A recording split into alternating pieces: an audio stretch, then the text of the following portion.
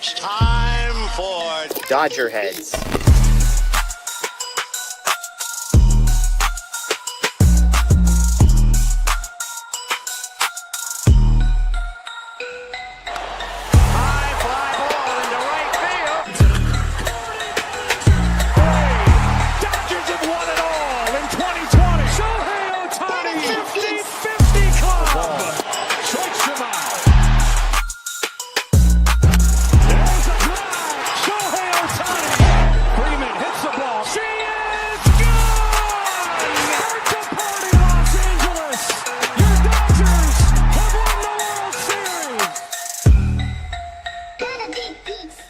What's up, everybody? Welcome into DodgerHeads Live, presented by DodgerBlue.com, part of the Medium Large Sports Network. My name is Jeff Spiegel. That is Anthony Witrado. In honor of my guy, Daniel Starkin, this is my friend, Broomy, to celebrate a sweep of the Padres to take a 2-game lead in the division. Anthony, the vibes up and to the right, baby.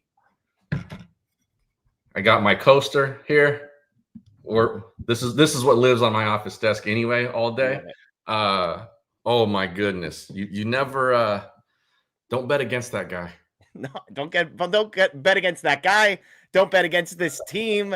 I mean, the funeral happened. The dirt was cleared out, ready for the Dodgers season to be buried because the big, bad, mighty Padres were coming to town and they had won $1 million in a row and the Dodgers had lost $1 million in a row. And here we go. The season was over. The season was over. The season was over. The season was over. The division was lost. And yet, this is still a race. Nobody here's taking a victory lap on the season. You know, the bad vibes could be removed by, Thursday? If they split in Colorado. Like, they don't even lose a series. You split in Colorado, and the vibes become different going into San Diego again. Yeah. Well, I joked, is there a way for the Dodgers to win 2 out of 3 and for people still to be mad and then blowing a 4-0 lead in this one? We were there. We were there. Well, we saw it against the Blue Jays last weekend. Yep. Exactly right. Again, the Dodgers win 5-4. Mookie Betts with the huge swing, a home run in the bottom of the 8th off of Padres closer Robert Suarez to put the Dodgers ahead. I'll be honest, I was not feeling confident about Alex Vesia, but he absolutely was a hero for the Dodgers in this one on a night when there was simply almost nobody left in the Dodgers pen. He goes out and gives 5 outs, no hits, no runs, no walks allowed. I'm not exactly sure how he did it. He did not have his best stuff. I think the swing and miss from Machado to end the game may have been his only whiff, at least his only whiff on the fastball, but heroic job from him. Tyler Glasnow does just enough. So again, the Dodgers win 5-4. They sweep the Padres. They take a 1-game deficit in the division at the beginning of the weekend, and it is now a 2-game lead for the Dodgers. Shout out to everybody joining us live on Facebook, on YouTube, on Twitter. We appreciate you after the fact via podcast, Apple, Spotify, and Google. Thank you. We are here early because this series, and especially the way this game ended, this needed an immediate reaction. There was no simmering on this for another 3 hours. And so thank you to everybody joining us at a time that's slightly different than our normal Sunday night at 7:10. We got a bunch of super chats, so let's get to those. We'll break down the game. We've got a bunch of injury updates to get to as well. If we've got some time, we'll see if people give us time to get to the Max Muncy, Hyeseong Kim, Kike Hernandez injury updates that we have. Gabriel with the super chat. And that's all she wrote. Game over. Dodgers win and complete the sweep, baby. Go Dodgers. Absolutely. We appreciate the super chat there. Bacon Tree. Offense did enough after sleeping a bit. Bullpen hanging by a literal shoestring. Good for Mookie, man. Shohei missed one just barely as well.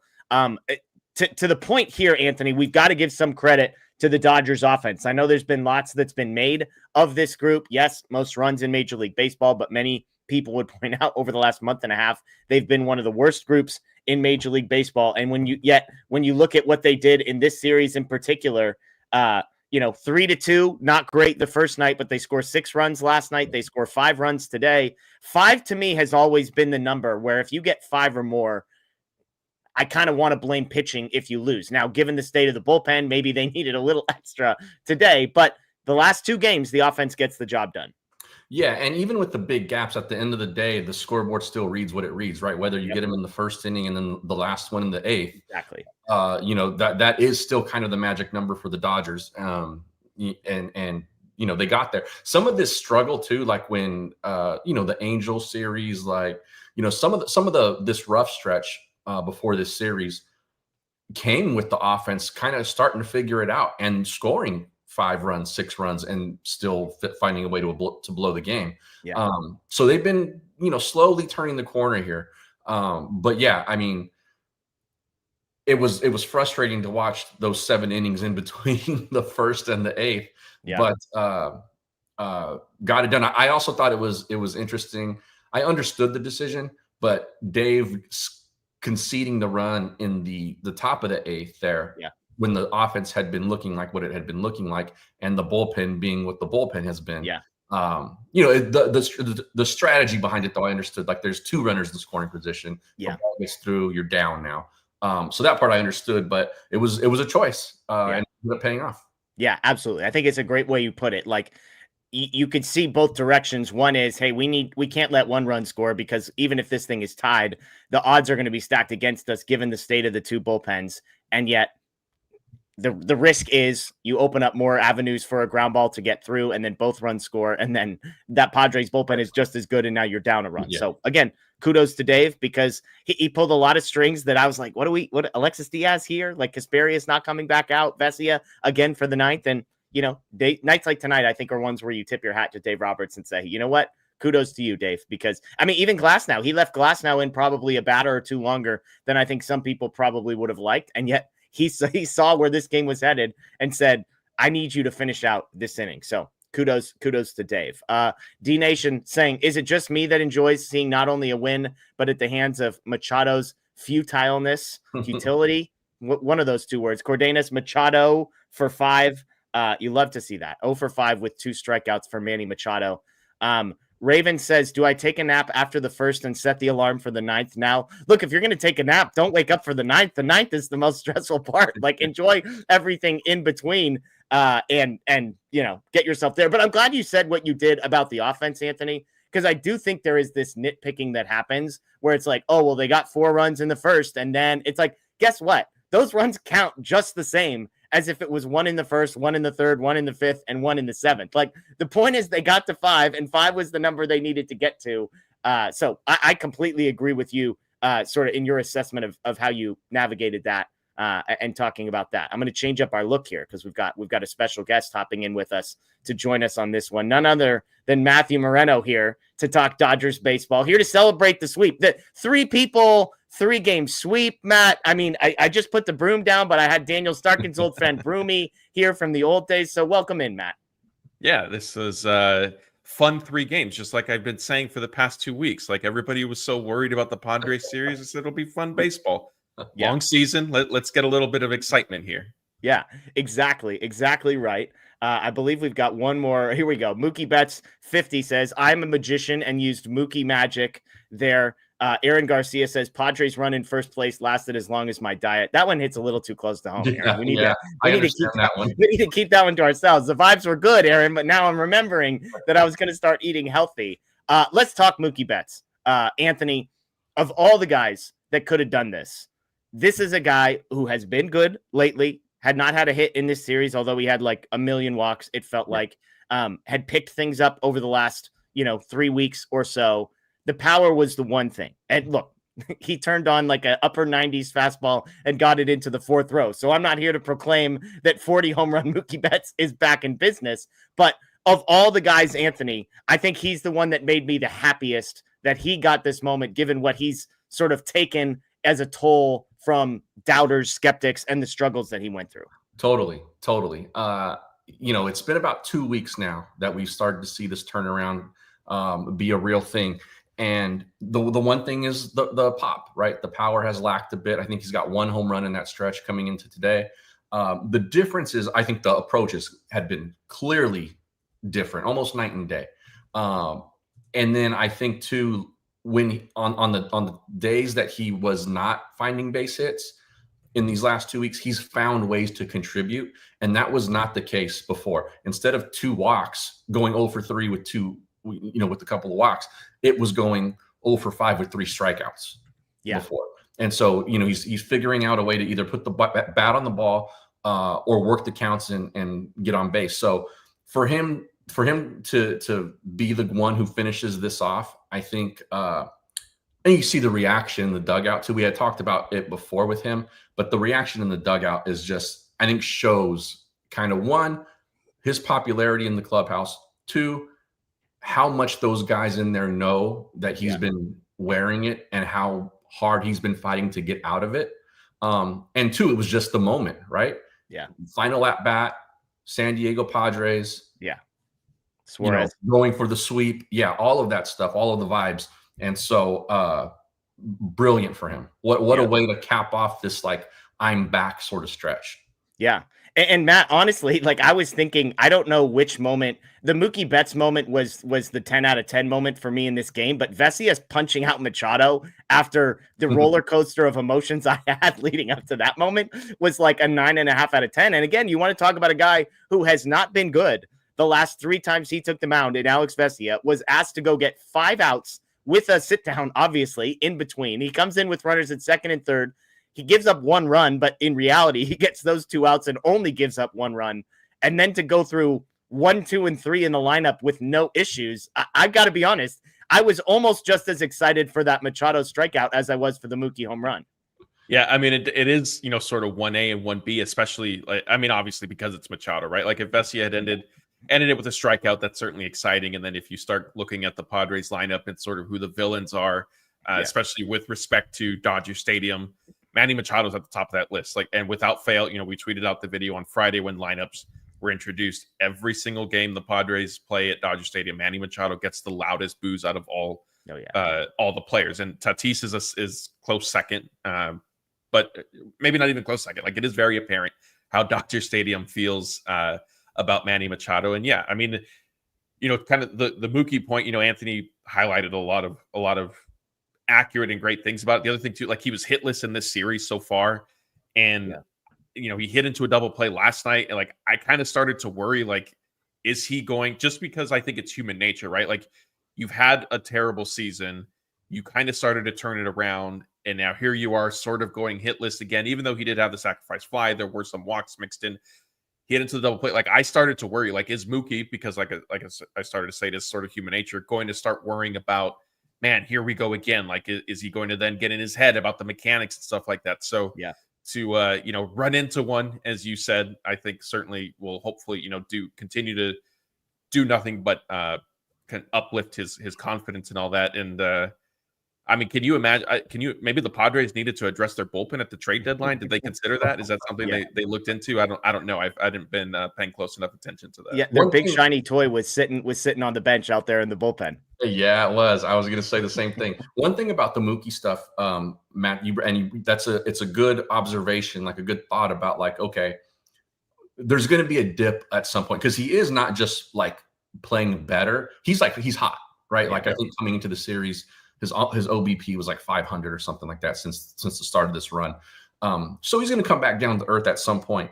But I think, to your point on that, the difference is, like, instead of a couple of pop-ups to second base or a foul out or something like that, right? He's hitting the ball harder, more consistently. And I think that's the big difference there. Even though it might find a glove or something like that, or turn into a double play, he's finding the barrel a whole lot more than he had been. Yeah, look, I'm a big exit velocity guy, Anthony. This is 2 shows in a row. I'm just telling you to be careful about looking at outs with exit velocity. I'm just saying, from what I've been told, that gets you down a dangerous road. Real quick, though, on Mookie, his last 50 plate appearances now, we're talking about a guy that's hitting over 350. He's hitting around 340 with a 400 on-base percentage and a slugging percentage approaching 500. Again, 50 plate appearances, not a huge sample size. But to your point, Anthony, when a guy gets hot or cold, I'm always looking at the underlying metrics to either confirm or deny what I am seeing. And I think with Mookie, a lot of the batted ball data seems to be suggesting there's something that's different about this guy than the guy that we saw kind of for the month of July. So let's hope that that's accurate. Super chat here from L Fizz GD. Watch delayed every show. I quote you guys all the time and steal most of your knowledge to share with friends. So I figured I owed you. I hope you're smart enough to know where the knowledge is and where the nonsense is, because most of us can't quite figure it out. But hopefully your friends still like you, and we appreciate you. Thank you for the super chat. Robert says, I give Vesia player of the game vote proudly. Matt, we got a few candidates here. Freddie Freeman, obviously, with the big home run early in the game. Andy Pages hits the home run, throws a guy out at second base. You've got Mookie with the home run, Vesia closing things out. Are you ready to go all the way with Robert and go Vesia player of the game? Oh man, this is tough. I mean, I feel like it's co-players of the game, right? Like on one hand, Vesia, yes, he comes in the 8th inning. He did allow them the tying run to score. The infield was point back. Did you guys? I missed the opening of the show. Have you guys touched on that yet?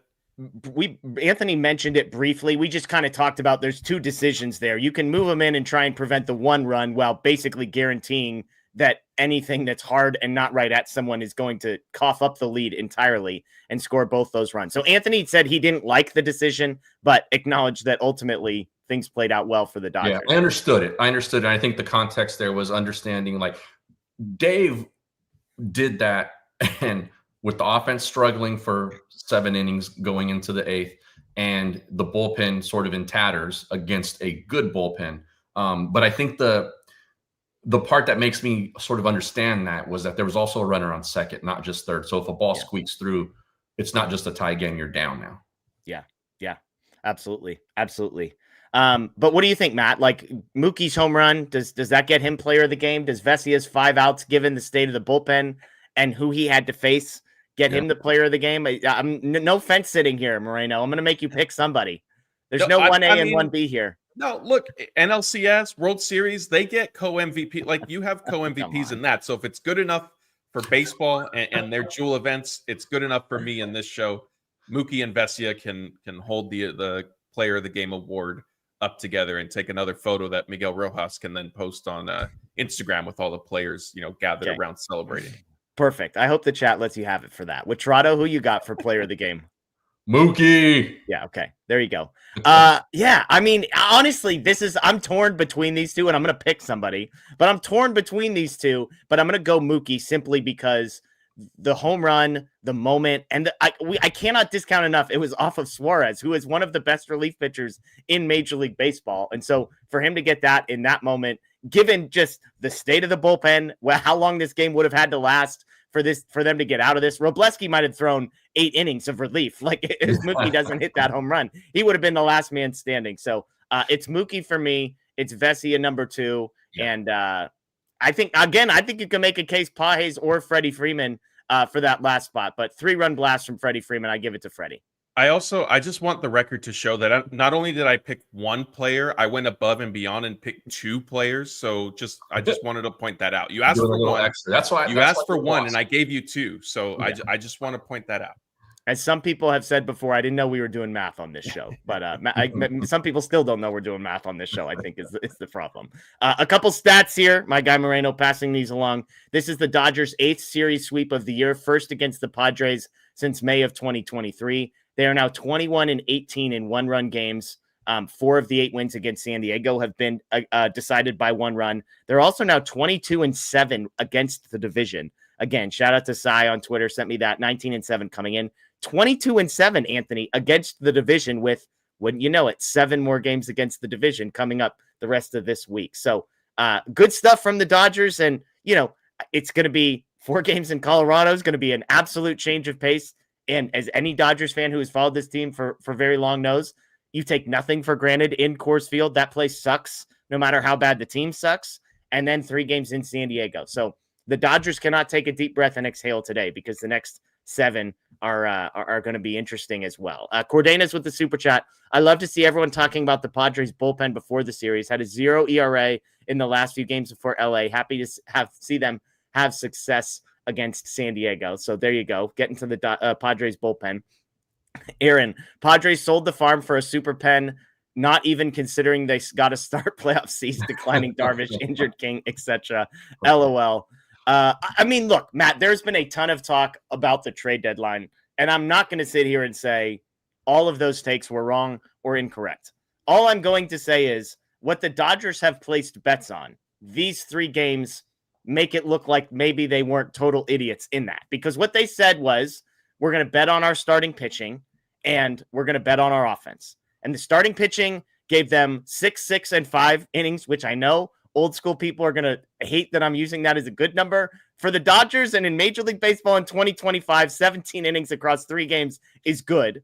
And 3 earned runs total, I believe, between those 3. And then the offense scores 14 runs in 3 games against, a pretty good team. So again, I'm not saying, oh, look, they figured everything out, because we did watch Alex Call have a pretty terrible at bat and they almost ran out of relievers. I'm just saying, Matt, the things they were betting on, those bets came up winners in this 3-game series.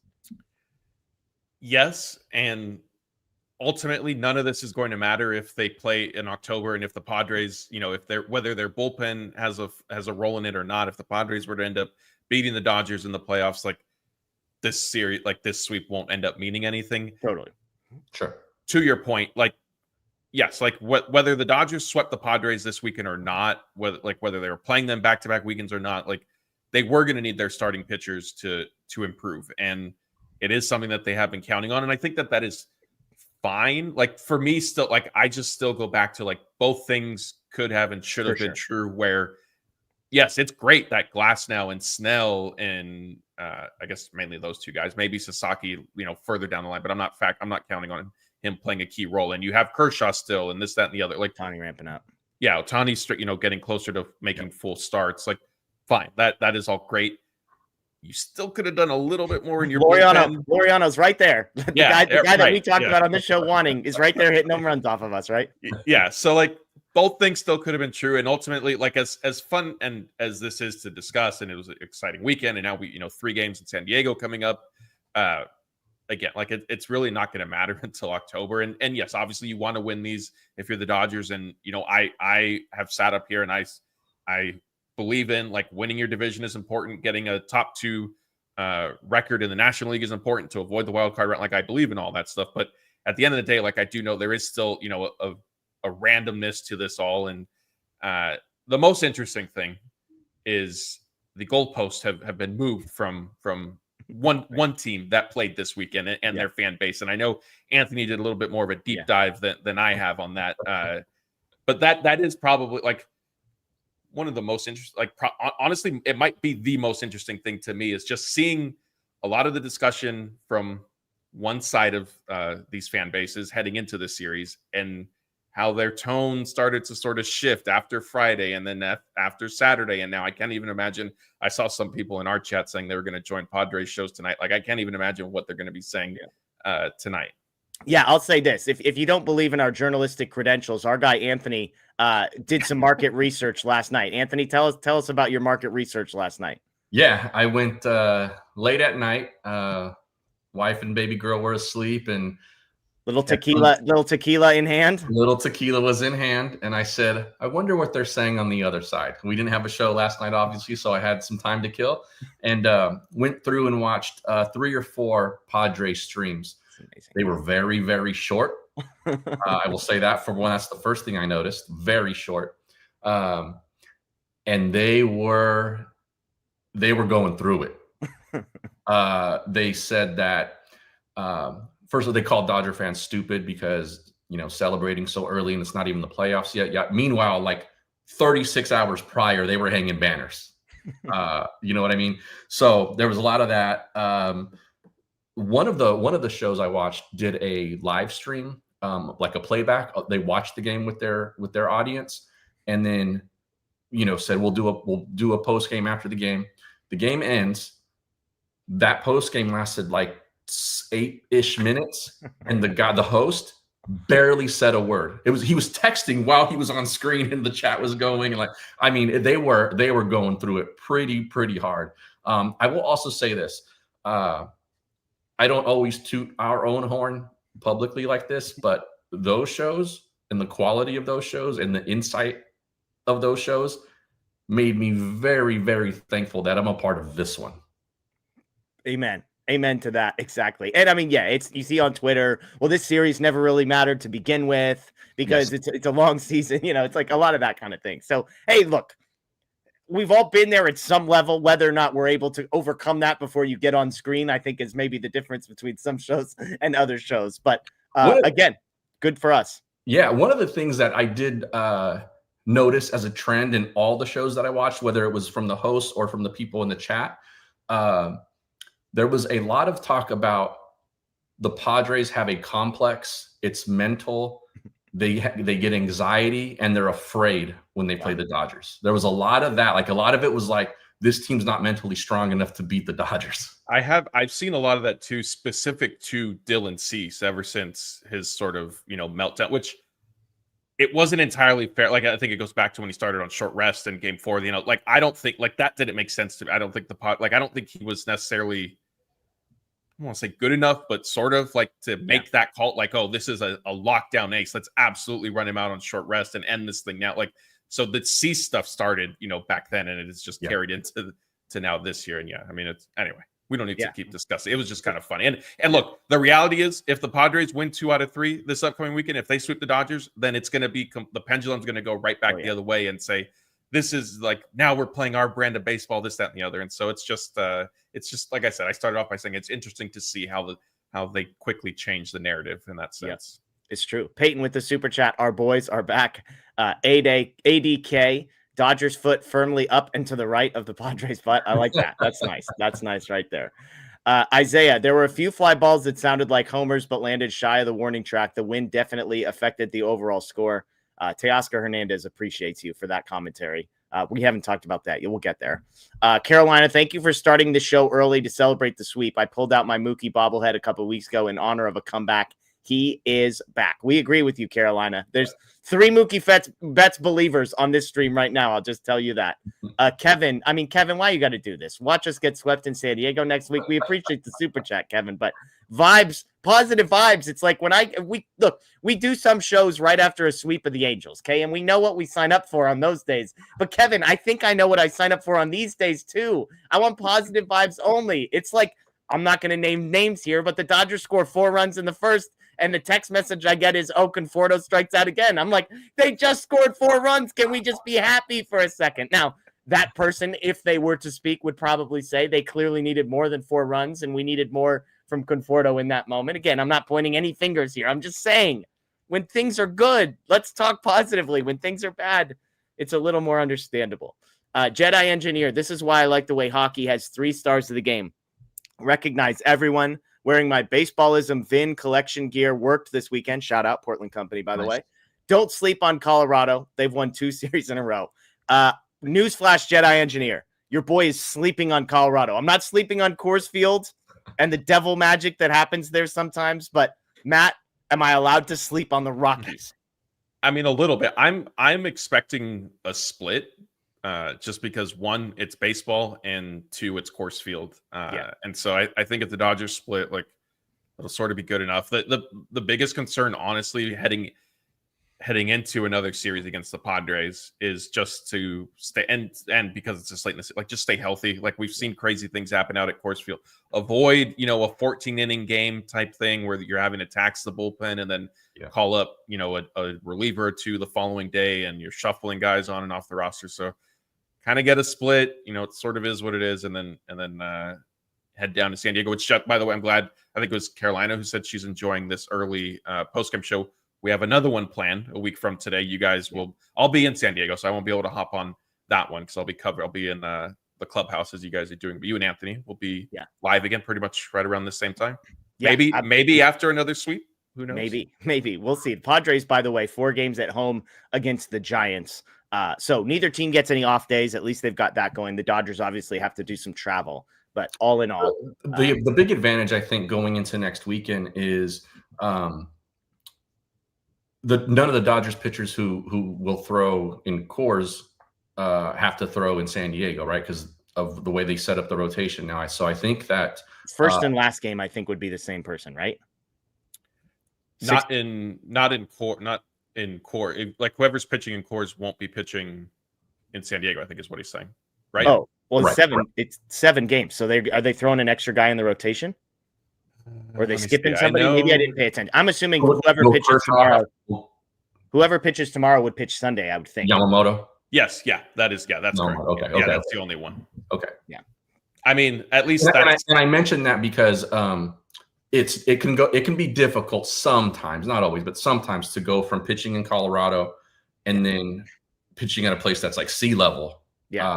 Things you kind of got to readjust. But I think almost a full week in between those starts for Yamamoto is probably fine. Well, Snell, there's Glasnow. also yes. No, go ahead. So go ahead, Jeff. I was just going to say Snell, Glasnow, and Yamamoto versus Darvish, Cortez, and Pivetta are the matchups so far. So you get to see Darvish again. You get Snell and Glasnow again. Obviously, I'd love to see that Nestor Cortez name smack right in the middle. Pavetta's been very good. So he's probably the starter over there that I would be most worried about. But that lines up nicely if I'm the Dodgers, in my opinion. Yeah. And I think when Matt talked about the Dodgers betting on the pitching at the deadline, and kind of that's why they were sort of, milder moves, we can say. We're seeing why. And I think in August, the rotation, which is basically since Snell has returned, essentially, sub 3 ERA from the rotation.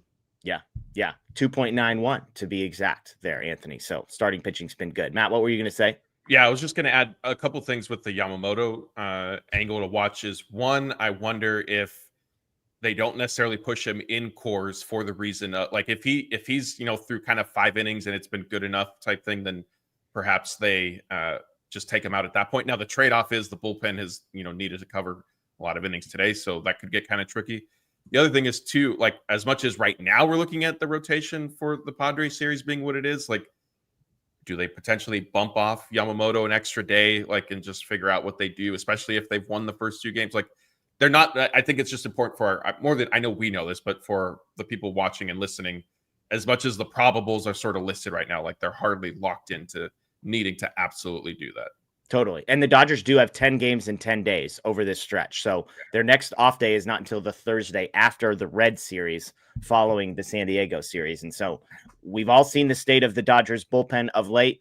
I would imagine there's going to be a flurry of moves up and down over the next 10 days to make sure that this group is well rested. And we're going to get to some injury updates. I think with some of the scheduling, Matt, I think there could be some reinforcements on the way. In the form of the bullpen. So speaking of that, Peyton Brown, the sugar on top is our bullpen is going to get better as the postseason gets closer. I agree. We're going to get to those injury updates in a second. Ravens, Moreland, Kopech with 2 Ks, no runs for Oklahoma City yesterday.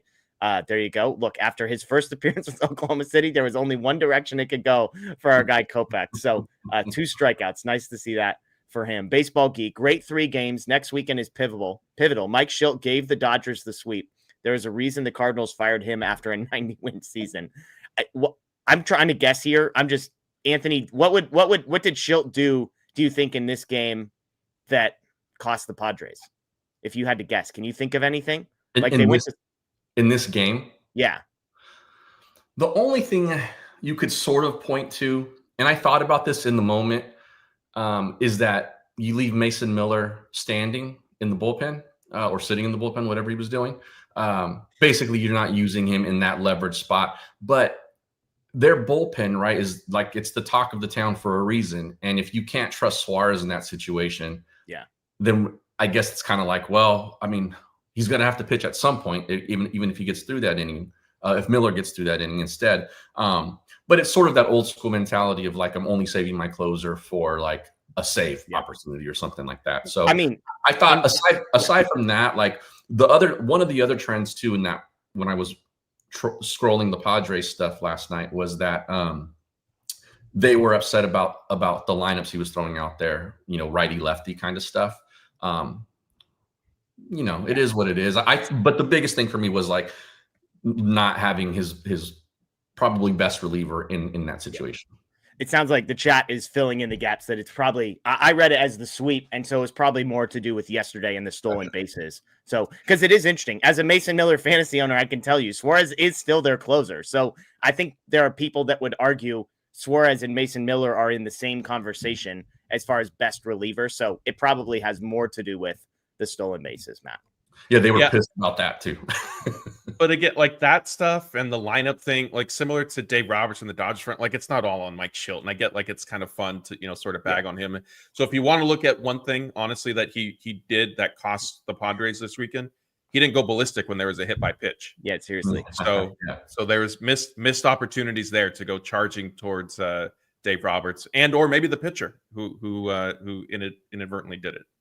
Laura says Padres handing out rally towels for Saturday's game. That is ridiculous for a regular season game. Laura, this is a team that literally has a pennant up in their stadium that says they won a wild card game. So, I mean, look, the bar is so low that there is nothing there. They threw like a gas lamp party, right? One year for making was it making the playoffs or winning? It was no. So Anthony, I'm glad you asked this. This is one of my favorite stories to tell. The year 2020, it was obviously challenging times for a lot of people. We don't need to completely revisit that. Padres won their wild card series to advance to the NLDS to play the Dodgers. Gas lamp parade all through the town, fans going crazy. But then you fast forward a couple of weeks after that, and all of a sudden the 2020 playoffs, the 2020 season, none of that was real. None of that mattered. So you can figure out what might have changed for them in between the wild card series and super weird. Yeah, it's fair. Shelly says, let's keep going up and to the right. So happy for Mookie. We're there. Jedi Engineer, will Bobby Ice get added to the pen this week on the 40-man roster? And I mean, you look at a couple of those other names that are on the 40-man roster, and it's like, you know, there's some guys that I'd have him ahead of. Let's put it that way. I mean, there's Frasso. Gervais is probably a guy who's ahead of him, who probably will get called up at some point.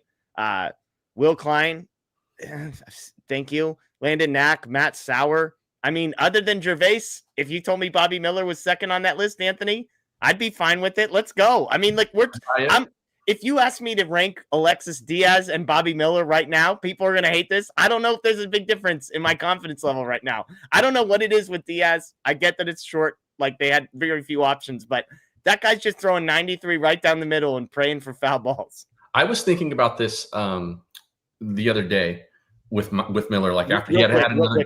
Just because Voody, the next super chat says, I know the options are what they are, but throwing Diaz in high leverage is playing with fire. Thoughts? So just to continue the conversation here. Totally agree with Voody on that point. You guys can chime in on that too. But the thing with Bobby Miller, I would be very interested. And this is just me kind of playing like experimentally as a front office person, but have it like, because part of his stuff is mental, right?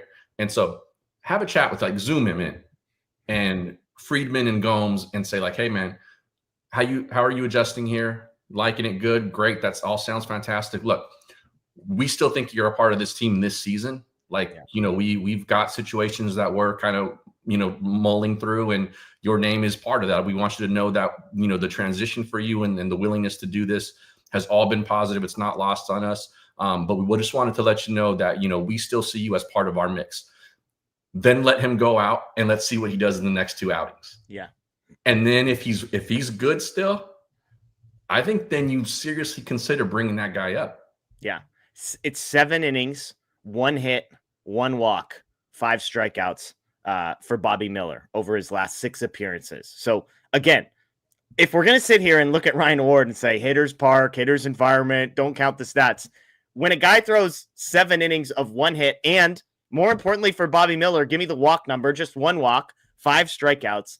Like, those are the types of things that are encouraging. And if this Dodgers pen was fully healthy, we would not be having this conversation. This Dodgers pen is not fully healthy. There are guys that are struggling, that need a breath. And again, I'm not saying I'm like penciling Bobby Miller in for high leverage. I'm just saying I've seen enough of some other guys to say, yeah, why not? Let me get some Bobby Miller in my life. I agree with all that. I think the other thing too is like the Dodgers are at a point where Kirby Yates is, I mean, he has to start his rehab assignment first, but he is closer to returning than he was. Like, so before kind of all that starts happening, give Bobby Miller a shot to see like what you might have at the major league level, just in case something goes haywire with one of these relievers.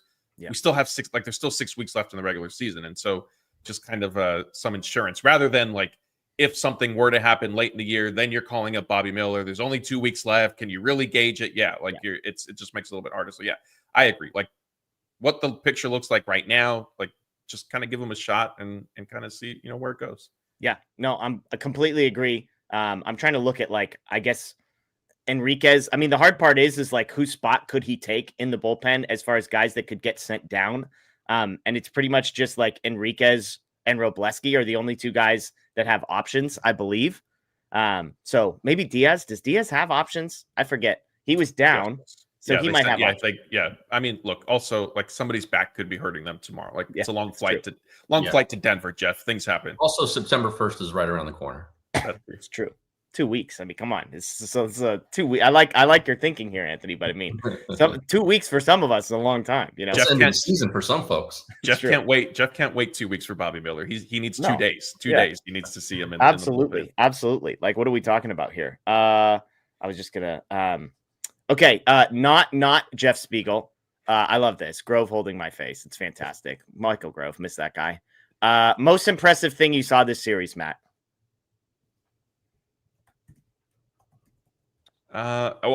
Easy. I mean, Clayton Kershaw. Yeah, that's my answer too.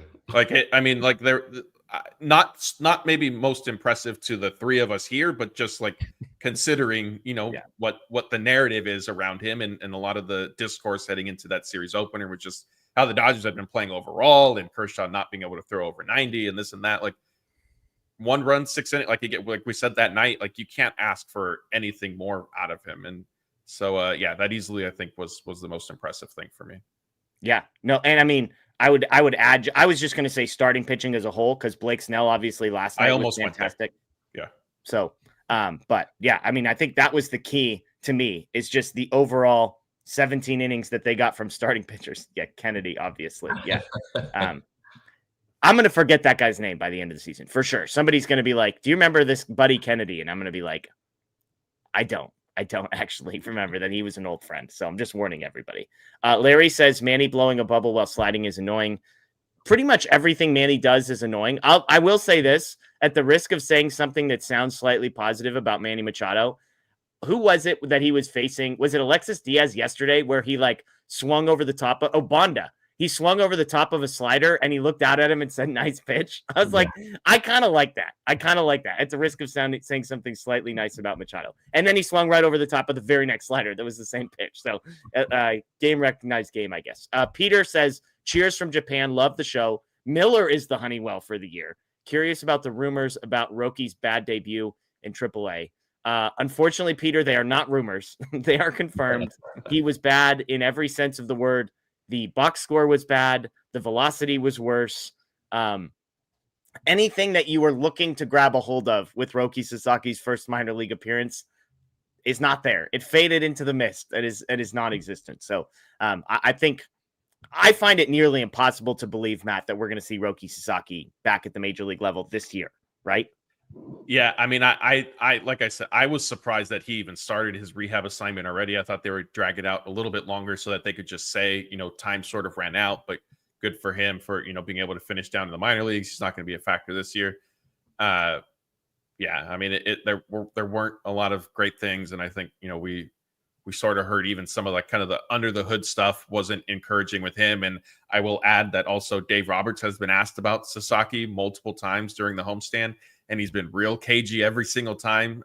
Basically, at least twice he's answered like the first time he was asked about him was Friday, because obviously Sasaki's start was Thursday night, and so it was the first time Dave was speaking with reporters, and he said he hadn't talked to him yet, which not beyond reason, certainly understandable. Like maybe they just hadn't touched base. And then he was asked about him again over the weekend, and he still said, "Oh no, I haven't talked to him yet." But Dave did say that Sasaki is supposed to make another rehab start at some point later this week. So, I mean, take that for what it's worth.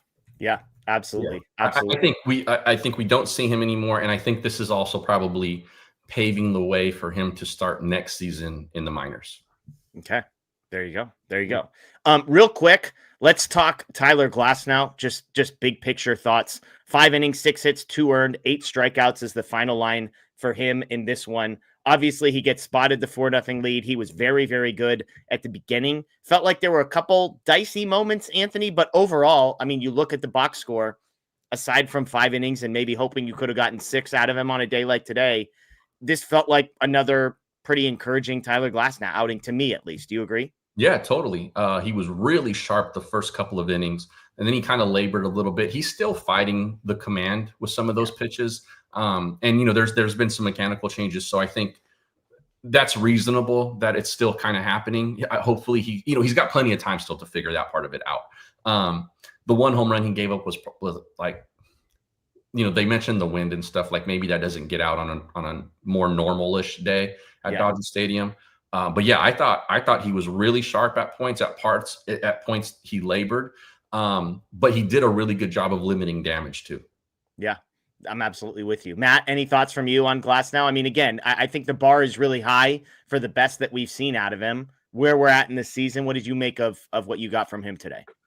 Obviously started off pretty strongly. The slider was effective for him. That was encouraging. I think still, and I expressed this, I was on radio. I was doing it like a radio interview with somebody who reaches out to us in Lakers Nation, and they asked me about Glasnow, and I thought what we saw today was what I brought up on that call heading into this series was when there are times like when things kind of start to get away from him a little bit, he's at least able to minimize damage. Whereas before he went on the injured list, the inning, like it would completely spiral on him, and he's not finishing an inning. He's giving up 3, 4, 5 runs and just coming, having to come out of the start. It's not effective anymore. Whereas, sure, he's going to fight things a little bit, but you look at today, like 5 innings. Would you have liked an extra inning? Sure. Did Andy Pages help him out? Yes. Still, at the end of the day, only 2 runs allowed. Like it's you can live with it. It keeps you, and obviously he had a lead, but it keeps you in the game, so to speak. Yeah. To be fair, if you wanted to make the argument sort of in the opposite direction, I would add the Padres left. I mean, and I guess this makes Matt's point and says maybe Glasnow wasn't quite as good as the box score. The Padres stranded runner on second in the first inning, a runner on third in the third inning, runners on second and third in the fifth inning, all against Glasnow. Then they stranded a runner on third in the sixth inning and a runner on third in the seventh inning as well. So Dodgers worked themselves out of some jams for sure. I think he does deserve some credit though for that. And totally. We talked about limiting the damage, and like the Pages play saved his backside for sure. Oh yeah. But the 8 Ks in 5 innings is what really helped do that as well. Because when guys got on, and look, I think they flashed a number during the broadcast that like with guys on base, like the batting average against him is like sub 100 or something like that. Like, I mean, he's been really good at, especially since he's come back. Like the sample size before he got hurt was so small. Yeah. And since he's been back, he's done a really good job of sort of working out of those situations. And a lot of it is stuff that he's put himself in at times. But I think the swing and miss stuff that he has is where that really helps. Yeah, absolutely. Phil with the huge super chat. You guys have the best baseball show, period. Great analysis, own up to misses, chemistry between you all, lots of laughs, care for the fans, have the right perspective about it all, and have awesome exclusive interviews too. Phil, thank you, sir. We appreciate that. I would say for us as a team, those are all of the things we aspire to. We aspire to good analysis. We aspire to being wrong occasionally and not lying to you about it. We aspire to have good chemistry, make you laugh, care for you, and all of that kind of thing. So to hear you say that, Phil, is encouraging. So thank you for that. And again, thank you for the huge super chat. Stuff like this is what allows us to keep the lights on, to keep this thing going, and to add some extra shows to our buffet of options. So we appreciate that. And Phil. I'll add that it allows us, when we plan spring training trips and I go down to San Diego and stuff like that, like it helps fund all that extra stuff that we then get to kind of put right back into this channel with extra content. So Phil, thank you. And everybody who's always with us, we appreciate it. Yeah. Love that. Love that. One other thing before we get to some injury updates, we mentioned it briefly.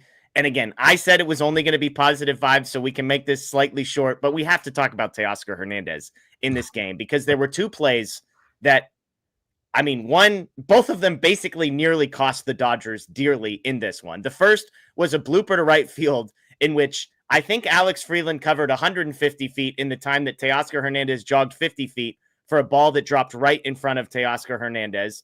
Thankfully, that run does not ultimately come in to score, and that does not hurt them. But then later in the game, he hits a blooper into left center field, and he's so pissed at himself that he doesn't even pay attention to the fact that he hit the ball to where there is nobody. Laureano lays out, tries to make a great play, does not catch it.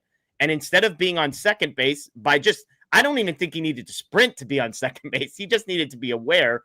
And instead, he's standing on first. Pages bloops the next ball into the same spot in which they would have scored a run. They would have had a 2-run lead instead of a 1-run lead. And so, Matt, I had somebody asking me like, oh, is he hurt again? And I'm kind of like, I mean, maybe, but like we gave him a huge pass for the maybe groin injury for the longest time. Then he started running again.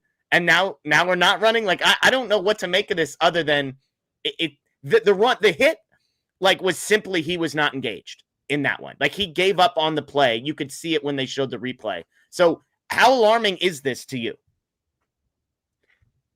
I mean, it's concerning. there's a chance for it just to be a little blip in the radar because he had, especially defensively, he had been getting better. I felt like over the past few weeks, he was moving better out there. And he did have the groin injury early on, but then more recently, the bone bruise as well from that foul ball that he took. So I think that was a factor. Okay.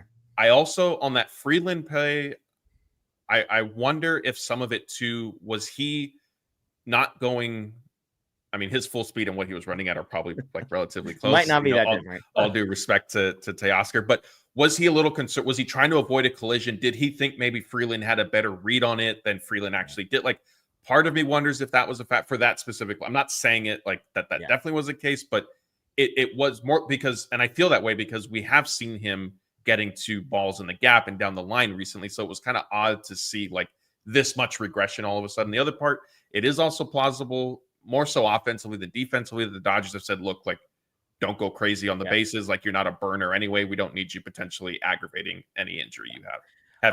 I'm willing to give him a pass on the play in the field because I think that was a long way to run no matter what. Like, I'm not sure even if he's dead sprinting with nobody coming at him, I'm not convinced he actually gets to that one. It was just a bad look that we could speculate that he may have gotten there because he gave us the opportunity. To me, Anthony, the way more concerning one, and I'm not ready to go to like bench the guy, although we've seen MLB players benched for far less than this. But like, man, that second one killed me because when I thought they were going to lose this game, I was like, dude, in this game against this bullpen, you cannot be cutting corners. And he did, and it almost cost him. You're talking about the one that Freeland was going out on, right? I'm saying, yes. And that one, again, I'm willing to give the pass. It's the one off the bat where he should be standing on second and instead he's standing on first. Offensive one. To me, that's the one I just can't get past because that's not about injury, non-injury. That's not about speed, not speed. That's purely engagement and hustle. Totally.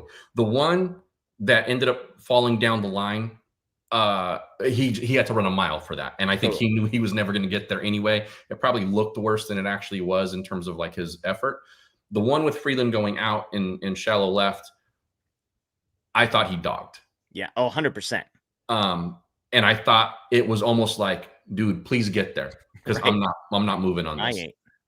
And to Matt's point, teams do tell players that like, hey man, we know you're dealing with lower extremity stuff. You don't need to bust it in the field. Like it's fine. The ball that he hit though, I'm with you 100%.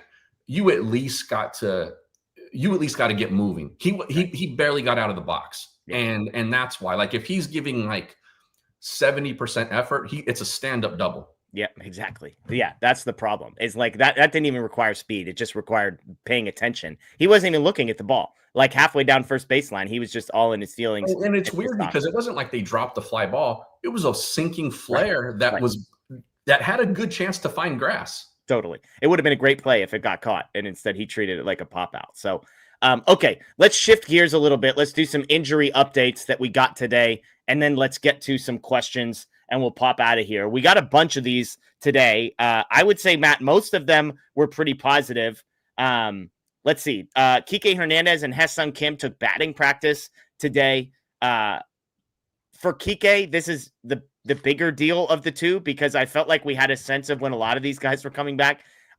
You're more dialed into like the day-to-day injury updates than me. Kike Hernandez, like the last update I feel like I heard before this was like, are we sure he's coming back this season? So to see him taking swings today feels like a big deal to me, Matt.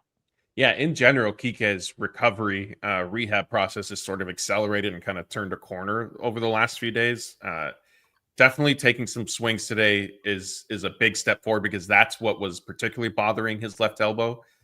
So as long as, there isn't a setback, and Dave Roberts did say he's starting a rehab assignment later this week. So, he's definitely trending in the right direction. And yeah, it's been a sudden turnaround from, he's still dealing with discomfort. We tried some non-surgical things. It's still not really working. Like he's definitely turned a corner, which is encouraging, obviously, for the Dodgers because we know what his playoff track record is. He saw Conforto go back into a slump, and he was like, "Oh, there's a spot for me here." Maybe is that hero of the San Diego Padres series, Michael Conforto? We're talking about right there. Is it different? Next update, Jeff? Next update.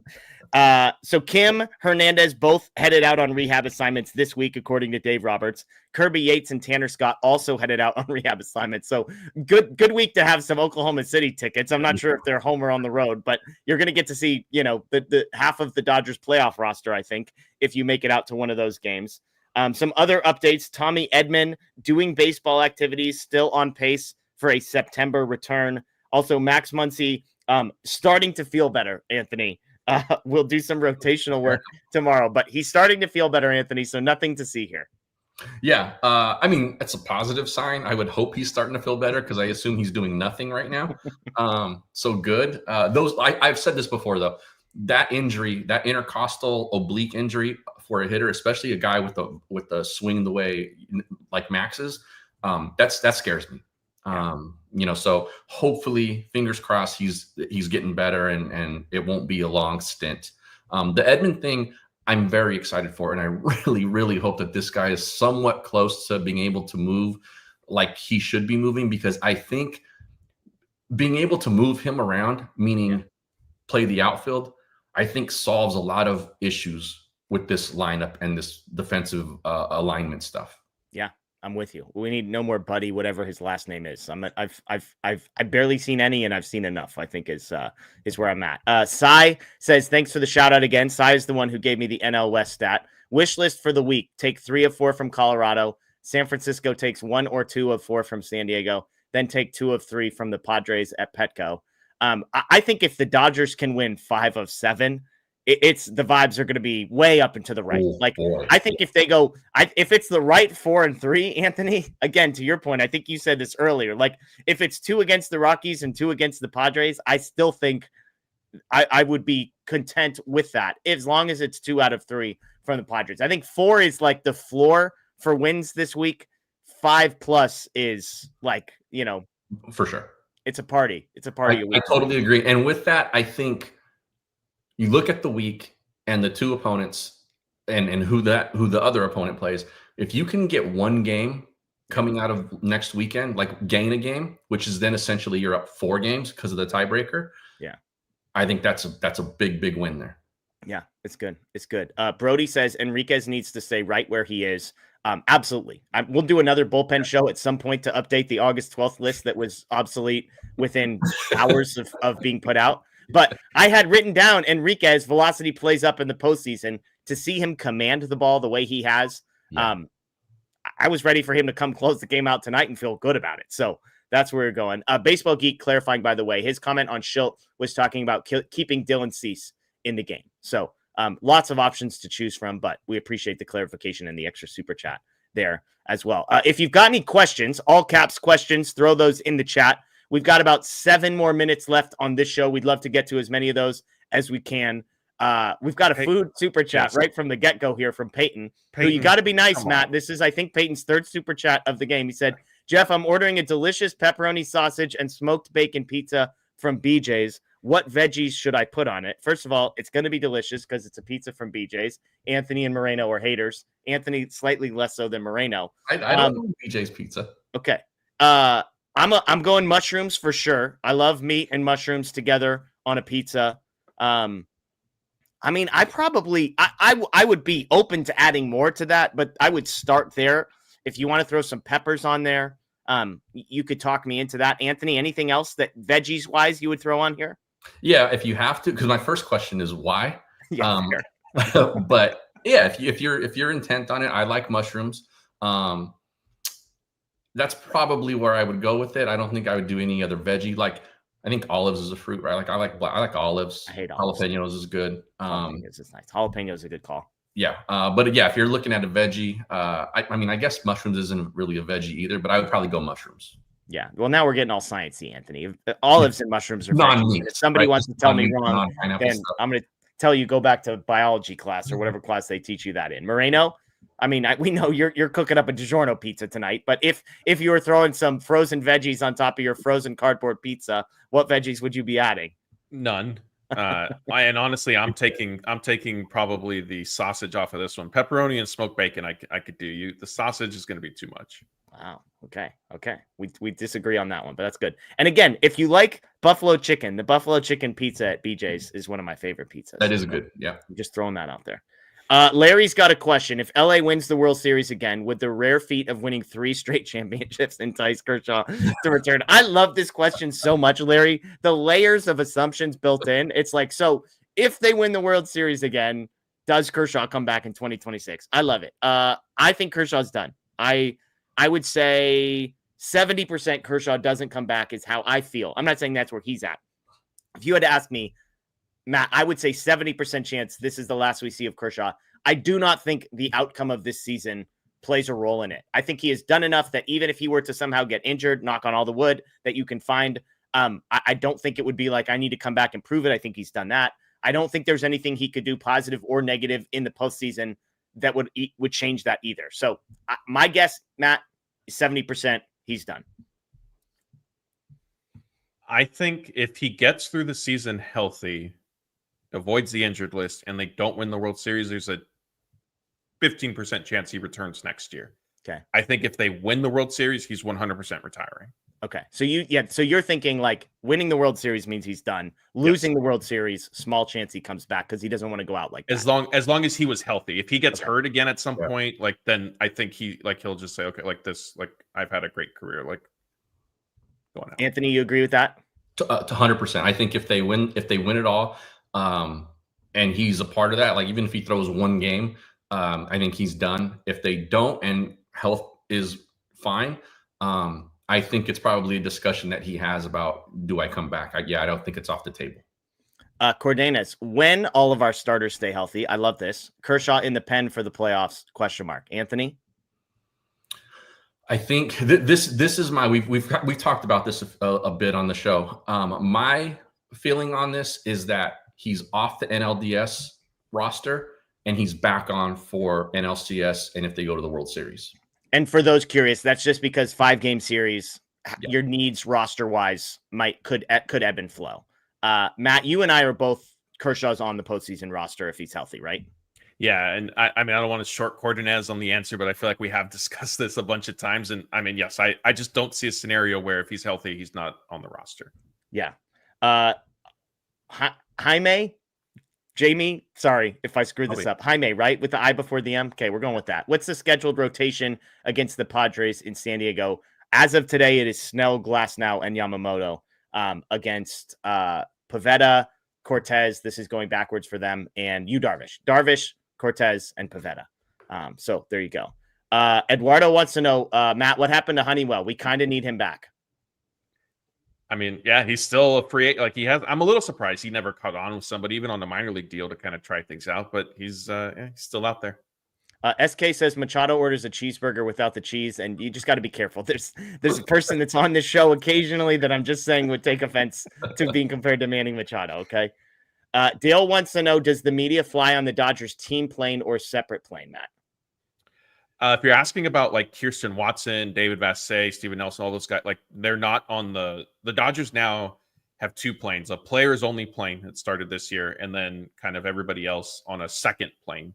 If you're asking media in terms of like myself, Bill Plunkett, beat writers, like they've never been on at least like in tradition, like more recent years. If you go back, it used to be a thing back in the day that media did fly on the team planes. It hasn't been for 20 years probably now, at least. In the playoffs, depending on what the scheduling looks like, Major League Baseball might charter a plane for media if it's like a tight turnaround for some reason or whatever. That I've flown on those before.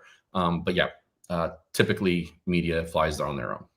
There you go. This is just for Matt. Jay wants to know, do you think Bellinger could be an option this summer on like a 3 to 4 year contract to help man the outfield till the outfield prospects come up in a few years? 3 to 4 year contract seems long to me for a guy that hasn't gotten a 3 to 4 year contract off of better seasons, but the floor is yours, Matt. Yeah, I mean 3 to 4 years it would be a long time. And also I just don't know. Like I think Bellinger enjoyed his time here. I don't know if he's necessarily interested in coming back. Okay. Cole has a food question. What's your favorite bottled soda? Ooh. I'm not a soda person. I'll say that. My favorite soda, I don't know if we're going like bottled is different than cans. Wild Cherry Pepsi was always my favorite soda. So, That's but I don't what think I I've ever had it out of a bottle. It's the problem with this question. I think if we're talking glass bottle, real sugar Coca-Cola is that's far and away. Okay. We can call it Mexican Coke on this show. Yeah, I was gonna say. I was like, yeah.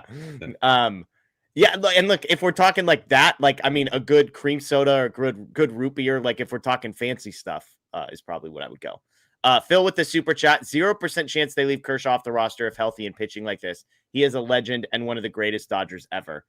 Agree. And my back and forth with Blake, because Blake brought up the 5-game series thing. My only counter is, in a 5-game series, you probably don't really need all 26 spots anyway. So like he was talking about putting in an extra pinch runner or something like that. And I'm like, okay, like I think Kershaw gets the spot over like, Estuary Ruiz or something like that on the roster. So, but so are you guys saying then on the roster, like he's on the roster, but he doesn't play necessarily? Yeah. I mean, I've said consistently, I think he would be basically the last guy out of the bullpen. And that he would be a guy, he would be, again, I keep saying the souped up Honeywell. Like, I think he's just coming in to eat innings in games that are not high leverage. That's the best way I could put what I think Kershaw's role would be. So, Eric wants to know, Anthony, who wins the Ryder Cup? Ooh, I will be working at the Ryder Cup. I hate to say it right now because I work on the US side, but Europe's deeper. Yeah, USA, baby. Come on. Blake Trinan goes and does what he does today, and you're picking friggin' Europe over the USA. This is the thanks Trinan gets after his big performance. Hey, one of the things that makes our show so great is that we don't lie. Yeah, it's true. We have had people pick the Padres on this show. Victor, last question of the night. Tortas or tacos? Matt? Tacos. Anthony? Tacos. I went to a place called Super Torta up here. It's my favorite Mexican place. And it was like the 12th time I was there. I was like, okay, I have to try the torta at some point. And underwhelming. I was like, you know what? Go back to the tacos. They have fantastic, crispy, shredded beef tacos with cheese on them, for those that are wondering. And fantastic. So, yeah. And Mix says, if you guys eat out, let Anthony decide where. So there you go. Touche. Folks, that's going to do it for us tonight. We appreciate all of you joining us this afternoon on an early edition. Almost 3,500 people in here. Thank you. Again, the Dodgers sweep the Padres, go from a 1-game deficit in the division to 2 games up. They head to Colorado tonight for a 4-game set that starts tomorrow, and then back in San Diego Friday, Saturday, and Sunday of next weekend. So lots of baseball still ahead of us, but the Dodgers, again, back to a 2-game lead in the division. That is Matt. That is Anthony. I am Jeff. Anthony and I will be back on Tuesday with another post-game show after the Rockies game.